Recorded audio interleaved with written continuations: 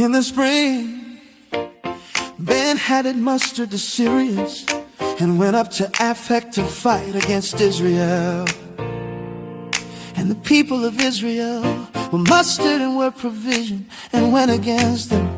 The people of Israel camped before them like two little flocks of goats. But the Syrians filled the country, and a man of God came near and said to the king of Israel, "Thus says the Lord, because the Syrians have said, the Lord is a God of the hills, but he is not a God of the valleys.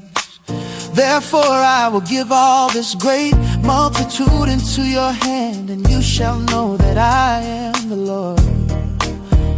And they encamped opposite one another 7 days. Then on the 7th day the battle was joined, and the people of Israel struck down of the Syrians 100,000 foot soldiers in one day.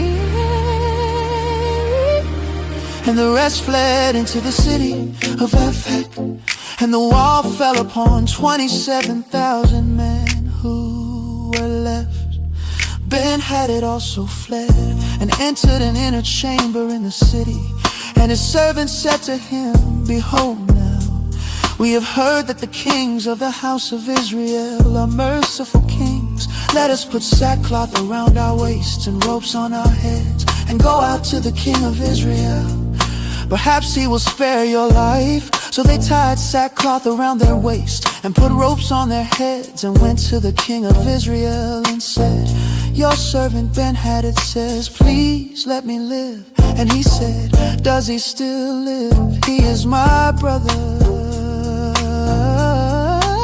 Now the men were watching for a sign, and they quickly took it up from him and said, "Yes, your brother Ben-hadad." Then he said, "Go and bring him."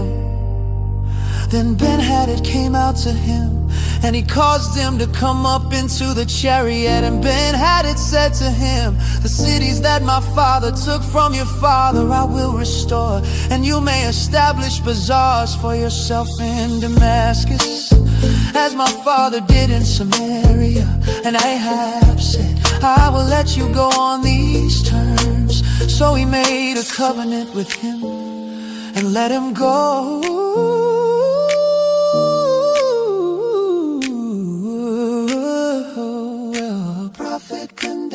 Ben-hadad's release.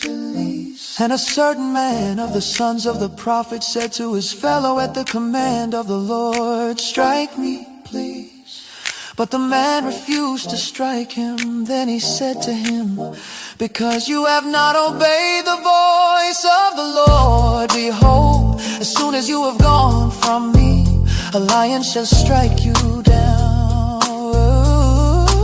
And as soon as he departed from him, a lion met him and struck him down. Then he found another man and said, "Strike me, please." And the man struck him and wounded him. So the prophet departed and waited for the king by the way, disguising himself with a bandage over his eyes. And as the king passed, he cried to the king and said, "Your servant went out into the midst of the battle, and behold, a soldier turned and brought a man to me and said, 'Guard this man. If by any means he is missing, your life shall be for his life, or else you shall pay a talent of silver.' And as your servant was busy here and there, he was gone.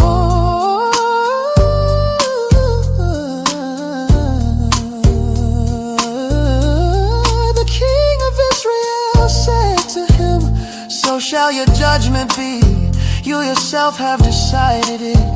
Then he hurried to take the bandage away from his eyes, and the king of Israel recognized him as one of the prophets. And he said to him, 'Thus says the Lord, because you have let go out of your hand the man whom I had devoted to destruction, therefore your life shall be for his life, and your people for his people.'" And the king of Israel went to his house, vexed and sullen, and came to Samaria.